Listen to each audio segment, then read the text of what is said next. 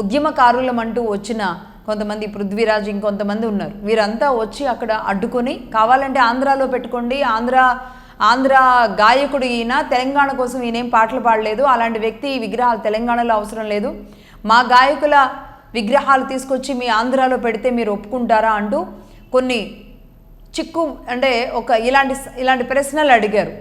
సరే, ఈ ప్రశ్నలు అడగడం తప్పేం లేదు, ఎవరైనా వాళ్ళ భావ వ్యక్తీకరణ చేయడంలో ఎలాంటి తప్పు లేదు, వాళ్ళు అనుకున్నది చెప్పొచ్చు.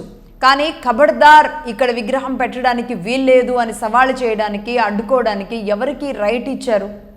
అక్కడ శుభలేఖ సుధాకర్ గారు ఒక్కరే ఆ విగ్రహం కోసం అక్కడ ఉన్న వారి మీద ఆయన ఒక్కడే ఫైట్ చేయాల్సిన పరిస్థితికి కారణం ఎందుకు వచ్చింది? నేను స్టార్టింగ్లో అన్నట్లుగా ఇంకా ఉద్యమం అంటే ఏదో ఒక ఉద్యమం తెలంగాణలో ఉండాలా? అయితే కేసీఆర్ గారు సీఎంగా, లేదు అంటే తెలంగాణ ఉద్యమం, ఈ రెండు ఉండాలి. తెలంగాణ ఉద్యమం ఉండాలంటే ఆంధ్ర వాళ్ళని రెచ్చగొట్టాలి, ఆంధ్ర వాళ్ళని ఏదో ఒక సందర్భంలో మాట్లాడాలి. నిజంగా ఇలాంటివన్నీ కూడా ఎలాంటి దుశ్చర్యలు అంటే మాట్లాడడానికి నాకు చాలా ఇబ్బందిగా ఉన్న సిచ్యువేషన్స్.